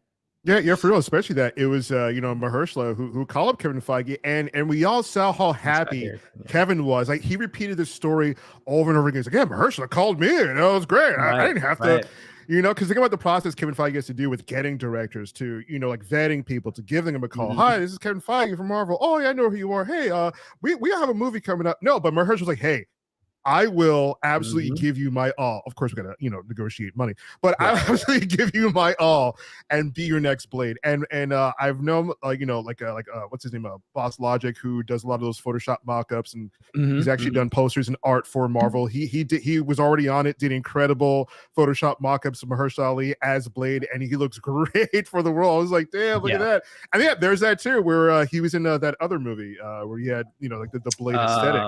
What was that? I can't recall it. Alita Battle Angel. Yes, that's right. Alita Battle Angel. Yeah. I mean, he already looks the part. He's younger, he's fit. He's a great actor. He already has the thing about it. We know Mahershala Ali can act, and that's the biggest thing. Like aesthetic wise, he looks great, but we know he can deliver an Oscar. I mean, he's won like how many awards now? 2 awards, man. Yeah. So Kevin Feige knows he has a winner. He knows that okay, I'm working with a professional. And the word around Hollywood is that Mahershala is a professional. Like when he gets on set, it's go time, and everyone kind of respects him for it. The same way, when other actors like turn up to a set, it's like, oh, okay, we got to step it up because this person's here, and that's what they said about Chadwick Boseman. Everyone, always said, even like, Chris Evans said, when he came on set, everybody turned it up. Everyone's like, oh, okay, he's really good. We got to turn up too. We got to sit up a bit straight. We got to, do the belt and everything. And apparently that's the word with Mahershala Ali. So, hopefully, like Kevin Feige pays more attention to Blade. I mean, Black Panther hit $1 billion with a B. I think Kang's great. Avengers are great. Let's not forget what the Black Dollar did, what the African diaspora like dollar did, what everyone around the entire world did for that movie. And it had to be explained to people like what's going on here. So I think Blade can reach those heights. Well said, man. And I don't know if you're a sports fan and if there are any sports fans in the chat, but this reminds me of the situation earlier this summer with Kevin Durant, who's arguably the best player in the NBA right now, and has been for the last 5 or 7 years. He is playing for the Nets, and things aren't working out with Steve Nash as the coach, Kyrie Irving, and everything going on with him, and just a lot of nonsense. And he asked for a trade. He was like, listen, do y'all not know who I am? I'm in the prime of my career. I want to win more championships and prove that I just didn't just go to Golden State to win championships. And he demanded a trade. But they said, Kevin, or you're too talented. We're not trading you. And obviously, if you've been watching some of the press conferences as far as training camp goes, they said that Kevin said to the audience, the reporters, like, they knew how good I was. So that kind of put a little bit of like, okay, faith in me. And they said they're going to figure this out. They figured out Kyrie Irving. They picked up some good free agents, and they're hopefully going to this new season with championship aspirations on their mind. So I hope that it's a Kevin Feige, Kevin Durant scenario where Mahershala is calling Kevin right now. Listen, do you know Kevin, do you know who I am? 2 Oscars. Yep. Blade, incredible character, supernatural, getting more into that side of it. Midnight Suns. Kevin, I need you on set. I need you to figure out, give me a good director. Let's work on the script. Let's get this thing going. So I'm hoping that the pressure has been applied to Kevin. The word has been out there, and he can get focused on this project, man. Hopefully. Yeah, especially since like, this news is breaking. There's so many rumors. Like Kevin has to get ahead of this thing. I mean, just like in She-Hulk, when her girl was like, you need to get in front of this. You need to get in front of the cameras. You need to absolutely take control of the spin. And right now there's a lot of spin going on. There's a lot of buzz in Hollywood. And if I was Kevin Feige, I'd be like, everything's fine. I'm going on set with Mahershala. We're talking about it. We're getting everything through. And like hopefully it turns out for the best, because I want to see this movie do well. Like they cannot fumble Blade. Like it's been so long. I mean, Wesley Snipes has been out of it for a minute. Loved Blade as a kid. Like loved Blade when I was younger. Oh yeah. He's coming back in the Marvel universe. That can mean a lot. For me, it doesn't have to be some gory like rated R like fest. I do want a club scene in the beginning. Unfortunately, yeah, I do want a club scene in the beginning. I do want some kind of, because I mean, well, come on, every time you watch that scene, it's iconic. It's incredible. It is, man. It is. That's all I want. It's the one thing I want. My expectation. It opens up some crazy club scene. I don't know. Get some popular DJ from nowadays. Get him in there, have this thing DJ go on. Khaled on the one. Like I mean, that's probably one requirement for it. Like finding anybody there, and I think they can get around the blood thing. I don't know, make vampires some sort of. I think you can get around the R rating if you make them like creatures, like less human and more. That like it's like how they had the Chitauri and all those things in Marvel, and you can like kill them in droves. It doesn't matter. Green blood, and maybe explain why the blood's green, because I don't know. It's gonna be. It was something I saw a couple months ago. I was like, that is how they should do Blade. It was either a horror film or an action film where it was PG-13, and they didn't. I mean, obviously, we know a lot of people don't even know that some of the best horror films this last 10 years or so are rated PG-13. Like, you can get away with a lot with PG-13, but obviously, we're talking vampires. You want to get heads chopped off, blood, guts, all that stuff, and obviously, it's Disney. But I mean, to be honest with you, Coyote, what I've been hearing about Werewolf by Night is that this is the most bloodiest, violent Marvel project to date. Obviously, it's in black and white, so they can kind of get away with that. But I'm hopeful, man, that they and we already know they're giving Deadpool that green light. It is rated R, and so we'll see, man. We shall see. I'm just hoping that they can get on track, get a good director. Which I asked my man Chris, I asked people in the chat, and a lot of people bringing up Jordan Peele, which I don't think Jordan Peele would want to feel confined to Marvel. Not that he's not a good collaborator, but I don't think that he would work in those confines. But do you have a director in mind that you would like to see step in? And I'll throw some again. There's been some Spike Lee's, Jordan Peele's. I had my hat in last year for Regina King. I think she's fantastic, especially with her work on One Night in Miami and knowing that she has seen people do great stuff with action, especially with like Watchmen. But is there someone that comes to mind for you, my friend, that you would like to see take the helm to directing this Blade film?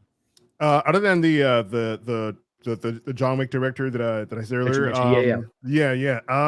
Let's see. Yeah, because I agree with you on Jordan Peele. I think he's too much of a creative, and I think he's in his own space now where he doesn't need Marvel.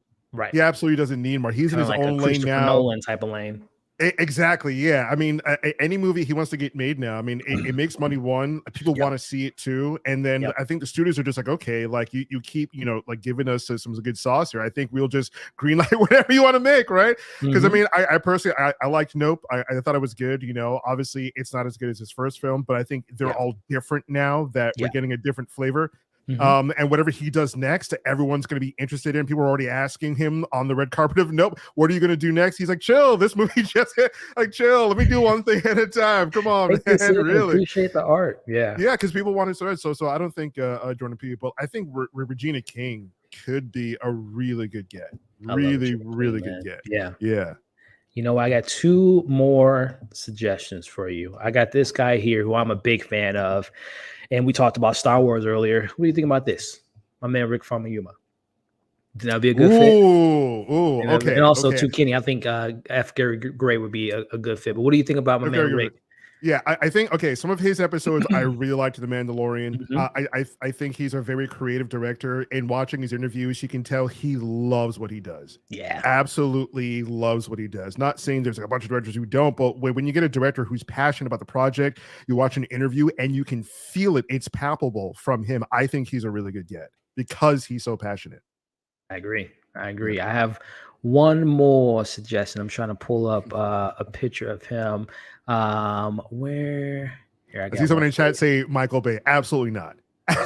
Yeah, I think maybe Michael Bay as like an action consultant. Just kidding. Glad you put that there. Yeah. Okay, then just kidding. No, for me. Yeah. What about? Go ahead. No. Go ahead, dude. I was going to say, Antoine Fuqua. Sounds familiar. Training Day. Oh yeah. Equalizer. Yep. Okay. Yeah. Yeah. I think he's good. Well, what was the last thing he's done? King Arthur. The Guilty. Oh, he was executive producer. I don't know. The Guilty's that Jake Gyllenhaal film, Infinite, Equalizer, The Maleficent Seven. I would think Antoine would be a great director, man. I think it's good. I've seen most of those movies. Yeah. I would like to see. I think he'd be pretty good. What he can do. So I think all these options are a lot better than a guy who did like an indies sort of film, Mogul Mowgli. Like how do you hire these people? Like, what's the hiring process? Is it not about what you know, but who you know? Is that? I would bet that he came in with a hell of a pitch. That would be my one guess, that he came in with a because I haven't seen the film that you mentioned. I know he worked with one of my favorite Riz Ahmed, who's fantastic. Yes. But I would imagine he went to that meeting room and sold them on an incredible journey. I mean, he was a part of the casting. Obviously, they had Mahershala, but he brought in Delroy. He brought in Aaron Pierce. He's brought some good things to the table so far. So I would imagine he had a hell of a pitch to get him that job. Because, like you said, I mean, this guy is directed, and no disrespect to his independent film and other stuff he's done, but I mean, but to be fair though, James Gunn, Slither and a couple low budget horror films. The Russo brothers, same thing. There's so many examples of just these I don't want to say nobody, but these kind of lesser known directors coming in and giving us Winter Soldier, Infinity War, Endgame, The Guardians. So and Marvel always has their eye out for talent. So again, but I think he must have had a hell of a pitch in that meeting. Oh yeah. Yeah, and those are really good points. And then, but on the same side, we have some, some who were, did some lesser known stuff, did some, well known stuff. I mean, you got like Taika Waititi, who I really liked Ragnarok, Love and Thunder, not so much. So you got your hit and misses. So it's tough. I don't envy like Kevin Feige. He's got a lot to juggle. Oh, Barry Jenkins. Barry Jenkins is a good pick there. Obviously he hasn't done any action, but he's done character. And I've always been a firm believer. I don't know if you feel this way. A good storyteller is a good storyteller. Action, horror, drama, comedy, they can tell good stories. So even though Barry hasn't had his hands in action, I think that he would be able to bring a good story. And of course, Marvel has all the people to help him out in those particular moments when it needs to be action. But I like Barry Jenkins, even though I know he's tied up with the Lion King stuff, which... Listen, man, I am not looking forward to that, but Barry has not proven me wrong. Wow. Tell us how you really feel, Elliot. Tell us how you really feel about that at all. But I could be proven wrong, man. He might give us something special. But I like Barry Jenkins. Bucky. Absolutely not. Love you. Absolutely. No. You're banned. I'm new here, but you're banned. Absolutely not. Now, Zack Snyder, I would give him credit as a visual director. I think he's brilliant visually. Yeah. Yeah. I would prefer if Zack Snyder would to get out of his own way in regards to writing. I agree. And get someone who can write with him, because with his eye, visual style, his eye and his visual style, if he had like a writer with him, like it would be incredible. Like he's like, his power is just he doesn't know it, but like he's just like, oh, I'm so great. I can write too. Yeah, let's do this thing. And it's just like, he writes this scene in Justice League where Aquaman in the extended version goes in the water, tosses his shirt aside, and some Icelandic woman just sniffs it. That's Zack Snyder's writing. That's to be fair, that was supposed to symbolize how these are gods amongst men, but it could have been handled different. I agree with you, but I do agree with you on this. Zack Snyder is a hell of a visual director. To me, he is kind of the modern version of a George Miller, a more refined version of a Michael Bay of the sorts. But I love Zack. I love most of all his films, dating back to the Zombie, Dawn of the Dead, to the Owls film that he did, the Guardians. And listen, sue me. I'm a DC fan. That's where my heart, that's my alliance really lies in DC. Man of Steel is a masterpiece. BVS, the director's cut, is an excellent film, and I love Justice League. So listen, I'm a Zack Snyder fan, but I wouldn't want to see him collaborate with Marvel. I don't think it would be a good fit, if I'm being honest. I don't think so. Yeah, and I also like some of Zack Snyder's films. I like the visual styling of Sucker Punch. The movie itself, not that great. Watchmen was phenomenal. Watchmen was phenomenal, and because of Watchmen, I wanted him to take on X-Men, because in Watchmen, Zack Snyder was able to take on a bunch of different heroes that had powers, and he gave us stories. I mean, Dr. Manhattan's story in Watchmen is brilliant. Yeah, absolutely brilliant. I watched his origin story scene so many times, and we got to know the Spectre, the comedian. Think about if you were to do that with X-Men, because I think the other X-Men directors weren't successful in bringing us their stories. It was all about Wolverine. It was all about Mystique. Like, what about the other characters? I mean, growing up as a kid in the 90s, personally myself, I love the X-Men. I love what the animated series did. And I wanted shine to the other characters. So I thought, the fact that Cyclops has been undervalued, even Storm. I mean, he gets no love. He gets thrown to the side. No love, man. I like that. They treat him as so some nerd you don't have to listen to. They're like, oh, like you're the leader of the X-Men. Yeah, he's the leader of the X-Men. But then they made Mystique because whatever. I think Snyder did a good job with certain things. I really didn't care. Like, I saw the BVS directors thing and care for that. I liked Man of Steel. That flight sequence made me tear up. Absolutely made me tear up. It was so iconic. I thought it was brilliant. And a lot of my friends were like, they fight me on Man of Steel, but I'm like, hey, I like that movie. I thought it was great. Some of his other stuff, not so much. I would down the hill that it's a masterpiece as far as Man of Steel. But going back to your X-Men comment, I totally agree with you. Bryan Singer, not for X-Men 2, great movie. What else did he do? Bryan Singer also had his hands attached to Days of Future Past, really great film. But I still believe the only true X-Men film that we've gotten from the Fox time was Matthew Vaughn's First Class. That to me was Yes. like a really good X-Men story. And it wasn't so focused. Obviously, Wolverine wasn't even in that movie. He had a little cameo, which was great, but it was more focused on the dynamic of Charles and Magneto and building a team from the ground up. As you mentioned, you have Jennifer Lawrence. She's an Academy Award winner, so she had to kind of be the lead because no one else in that cast at that time. She's more popular than James McAvoy and Michael Fassbender together. So I understand why she was the headliner. But to me, that's the truest, like, as far as essence of X-Men, that's the best X-Men film to me is First Class, as far as like having those X-Men-isms that I thought was great. So speaking of that, I would love to see Matthew Vaughn get his hands on another, whether it's Marvel, DC, Man of Steel, maybe bring him back for the new iteration of X-Men. I would be okay with that. I'd be okay with it too. And yeah, I really liked First Class as well, because the other X-Men movies I thought were trying to be a bit too stylish.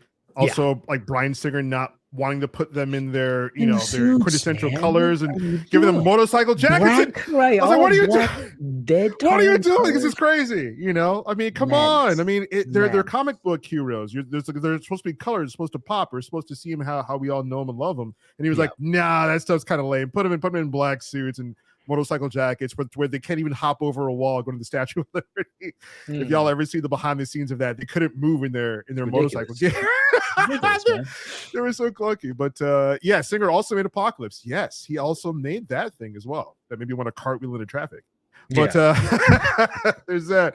But yeah, man, it's gonna be interesting. I do want to add a note on the Abomination on She-Hulk, because I put a little comment in your chat about how, like, what if Abomination is responsible for getting the blood sample? You know what I mean? Like think about it like this. What if he the whole time is just trying to put up a front? Oh yeah, I don't want to be Abomination anymore. I'm a really good boy. That's not really my thing. But the whole time he's just like, I want to perfect this thing. I wanted to choose. It was me. Because remember, he told Jen, the US government told me that I was going to be the next Captain America. I was doing what they told me. No, he wanted it. We remember that movie. He wanted the juice. He wanted that power. And when he got it, he loved it. He reveled in it. But he turned into this Abomination. Right. And now that he has that power, now that he has that juice, he sees what Bruce Banner's become, a hero. He's been lauded. And look at him. Whenever he turns into this creature. I don't think he likes himself or likes what he sees in the mirror, or even his hands when he turns into the Abomination. He's like, I got spikes everywhere. I'm gross. But what if when the parole officer and Jen went over there, talking about how, his ankle bracelet. Yeah. His ankle bracelet was like, there was a chicken and a like, that was Chris talked about it was a little too convenient and kind of I was really? like, boy, if you don't stop with them Jesus is watching. Come on. Right. Like I don't believe for a minute, my favorite chicken went to this fence. No, I think he was cooking up something. I think he was responsible for the guys going after Jen, trying to get her blood, trying to cook up something in a lab. He's working with somebody else we don't see in the shadows to become a better version of Abomination, to becoming a pure version of the Hulk. Remember, like his version is not pure. He's got this like weird B-level, like kind of Payless shoes type, like Rite Aid, like RC Cola type. He didn't get the real deal. He didn't get the Pepsi or the Coke. He got this other brand deal. The stuff where your mom comes home, you're just like, hey, what are those? Oh, these are Sega shoes, or like back in the day. I I'm old enough. I was a kid in the 90s. Like when Shaq came out with his shoes, those things were popular. Because like, what are those? Like, no, those are Jordans. I'm like, yeah, they're Shaq shoes. They're cool. They're cool, man. But yeah, that's the kind of the serum that he got. So I think he's responsible. I think he's working behind the scenes, and he's trying to perfect his version of the Abomination. I was like we talked about earlier. I was telling Chris, I still feel like there's something to be said about his personality and his change. I can see the story saying, yes, it's been 15 years. He's been a new refined man. He's atoned for his sins, but I still think there's something left in the tank as far as that more. And it doesn't have to be a mustache twirling villainous side. Like you just said, he wants to prove himself that I can be better than the Hulk. I can be a particular leader, because we all know good villains don't think that they're the villain, right? They think that they're doing the right thing. So I think that there's something to be said there. And yeah, man, when he said, I was just, I don't know, my ankle, I think he was off doing something else, whether it was with the leader or working with whoever the big bad is. Valentina's out there. A lot of people wanted him in the Thunderbolt. So yeah, man, I think that there's more to his character, and I'm very intrigued to see what they do with him. Yeah, Uh, I yeah, keep watching because hopefully in the end maybe they'll explain something with Wong too, because I do believe there's something to, and I hope it's not nothing. You know, Wong breaking yeah. him out of this super max For place training, that was for the training. dumbest I excuse don't I've buy ever that heard. for a minute. I think Yeah, something else is going on. I think maybe Wong see something coming or something is happening in which he needs yeah, to prepare. But at the same time, I think I think Blonsky is serving his own purposes. So I think both are true, that Wong is doing something in which he needs to prepare, but he's using the Abomination, because I don't think he's breaking him out for training. I don't mm, believe that for a second. The Sorcerer me neither. Supreme needs the Abomination to train. That Yeah, sounds insane. it's I think something ridiculous. Like, else is going on you here. can conjure up any demons, From Mephistos of the anywhere. world from anywhere to really Yeah. test your limits. Hell, I mentioned it weeks ago, but there's a person by the name of Wanda Maximoff that you could have been sparring against or stopping her from getting a hold of the dark hold. So yeah, there could have been a lot more things that Wong could have been doing to really refine his Sorcerer Supreme tactics. So I definitely think that there's more to that as well. But I mean, that just speaks to, again, this is a much larger conversation as far as the buildup that Marvel has been doing, or the lack of Phase 4 kind of feeling directionless, and things not really paying off, and we keep adding more to. Okay, are we focusing on the multiverse, or are we focusing on the grounded level characters, building up to the Thunderbolts, Doctor Doom, Kang, Who's to say? X-Men? It's kind of confusing. So to your point, going back to She-Hulk, I hope that there is a payoff for Blonsky, for the Hulk, where he's been for the last 6 weeks, how the Daredevil tie into all this. So fingers crossed, man. Fingers Yeah, same. crossed. Because it just can't amount to nothing. I mean, Yeah. it's been directionless so far. You know, a lot of people were saying how, you know, Marvel ended with Endgame. I don't personally think that. I don't vibe with that. That it ended at Endgame. I think there's been some Yeah. good content out there. You know, Just I scratching the enjoyed surface. I enjoyed Shang-Chi. I Yep. liked I liked Miss Marvel to a certain extent. I'm a bit Same. older, and it was definitely geared to a younger crowd. Mhm. But my family is originally from Trinidad, so being immigrants to America, we like that aspect and watched it together. So I Mhm. thought that aspect was pretty cool about it, and I really liked, I forget her name, the girl who plays her. I think she has Oh, a very good Iman start. Vellani. Amon Villani, She's yeah, I think great. she has a She's a star. very good start, Mhm. and I can't wait to, like, when she gets more refined, to see what she's going to do. You Yeah, man. know, I think and she is having her and Tiana Paris as Photon. I think is going to really yes, boost Miss Marvel, or Captain Marvel, because I thought her character wasn't all that. Her character and Doctor Strange to me are the most detached I've been from like leading Marvel characters. So I hope that her being involved and the other character Photon is going to boost Captain Marvel and make her a little bit more of a. I don't want to say she's, because I like Brie Larson. I love Brie Larson. Actually, I think she's a fantastic actor, another Academy Award winning actor. But Captain Marvel just isn't hitting it for me, at least in her solo yeah. film. So Yeah, yeah, and I thought that Photon would launch her own series. I mean, you would would think think. that would be again. You would think it'd Yeah, be no brainer. I mean, again, Black Panther made $1 billion. yeah, Can we not prove that the yeah. black dollar, the African diaspora like dollar around the world, can Yep. give you the eyes, give you the subscriptions, give you the Hmm. money that you want, especially if you have a good story, you know. And I thought her origin in WandaVision was pretty damn good. I mean, the way they presented it, I thought was interesting. You know, Yeah. her going through the barrier and all those visual effects was stunning. It was a movie quality to me. Oh And yeah. it Oh yeah. was weird when we didn't see, you know, her exploring her powers, her just, you know, starting off, you know, like first frame looking at her hands and just trying Hmm. to put together what her powers are. Because in the comics, she has a couple different things she can do. And because Right. we haven't really seen a lot of it in the MCU so far, we don't really know what they're going to boil it down to, or she might Right. do all of them because they change things all the time. So I would figure they would have launched a series where we explore that to get to know Yeah. her character more, because we Which I need mean, who knows? They might, make an announcement because there's so many slots in that phase 6 that maybe a that are Photon empty. after the Marvels, maybe they want to do the reverse of Miss Marvel, have her show first and then pop up in a movie. Maybe we'll have Photon in a show, in a movie, and it gets her own show. So maybe they'll reverse that, Yeah, and give her something. hopefully, because we need to care about these characters Yep. before, you know. I mean, not to go off the Rings of Power, but like we barely know the characters, so I think it's hard for audiences to kind of really cling on to them and care about them, because it's just like, okay, this is this Yeah. character, they're on screen now, all right.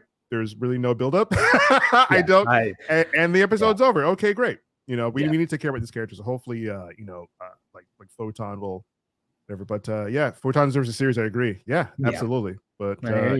who knows where She-Hulk is going to end? And that's what I kind of like about the show is that I don't know where it's. I have no idea where it's going. Yeah, no clue. But I've been enjoying it so far. I think there's some good stuff there. And Tatiana Maslany was definitely a good get. Fantastic. She's not definitely a good get. They are winning with her there. Absolutely winning with her there. Yeah. I agree, but, man. Yeah, man, I don't want to take up too much of your time, but really want to get on talk stuff. Back Coyote. Which I mean, would you prefer me to call you back, or do you have what's your actual name, if you mind sharing? Oh, well, my name is Sergio, but you can call me Coyote. Sergio, and what was the other? You said call you. You can call me Coyote. Coyote, listen, Coyote, I have been, I'm so appreciative of you've been on the channel for a while as far as the comment section goes, and I love reading your comments, especially on live stream. So I appreciate you coming on, man. And this is an open invite, bro. If you ever, I don't know if you're on social medias or whatnot, but if you're on Instagram or Twitter, but definitely let's follow each other. Let's collab again. I would love to have you on the channel again to talk more Marvel. I haven't covered Star Wars in a while on my channel. I covered the first 4 episodes of Andor, but I would love to, have some more Star Wars conversations with you, and any conversations of that matter, because as you all can see, my man is very knowledgeable in many different various different things. So before we outro out, man, if you want to plug anything, YouTube channel, projects you're working on, the stage is yours, man. Thank you. I really got on just to have a conversation with you. Like you said, I've been following for a minute. One of my I actually do have a podcast by the same name, Bad Coyote Funky. It's kind of one of those things where it's like, when you're drunk and you go to a bar, but they have crazy names like Automatic Slims or like, the Pink Donkey, and you remember it because it's so ridiculous. So that's kind of like the origin of the name. It's kind of ridiculous, like gamer handle that I have, but you can remember it even when you're drunk. I've had a couple of people like Mark. I met Mark Hamill at New York Comic Con. I go to New York Comic Con as press. I go to different sort of conventions as press, like the Star Wars Celebration, PAX East, like one of the biggest gaming conventions on the East Coast. And I've talked to several different people like Chris Gore. They were like, "Oh, that's a great name." But I talk about movies, TV shows, gaming, mainly on Twitch by the same name, Bad Coyote Funky. I stream live every Thursday at 9 p.m. Eastern, New York time. I'm in New York. So tonight, you'll be live tonight. Yes, sir. We'll be live tonight. Talking about all these different things. We're talking about like all the stuff that's coming out. Can't wait to talk about Andor again, Rings of Power, House of the Dragon, everything nerdy and geeky. Pretty much talk about. But that could be funky on everything. Awesome, man. Before you head out, Coyote, stay on for a little bit because I want to chat with you before we wrap things up. But listen, guys, for myself, my homeboy Chris, that was on earlier, to Coyote, as you guys just met. Again, I'm gonna definitely want to have him on again and have more of these awesome conversations. But for everyone that's been here from minute 1 to maybe even 2 minutes ago, I appreciate you joining today's discussion for She-Hulk, Marvel news. We talked some Star Wars, we talked some Blade. It was a very fun discussion. I hope you all had as much fun as I did. And if you did, give the video a thumbs up, share the video, shout out to the replay gang. If you could do the same, leave your thoughts on all these various topics we covered today in the comment section. As far as content here, we'll be heading to Atlanta later tonight. We'll talk in Atlanta episode 4. So keep an eye out for that. In about 10 minutes, I'll be dropping my review for Smile. And then as far as the weekend goes, House of the Dragon Sundays, which I'm always looking forward to that, and many more things coming for you all. So again, for myself, Chris, Coyote, you all have been awesome, and we'll catch you on the next episode.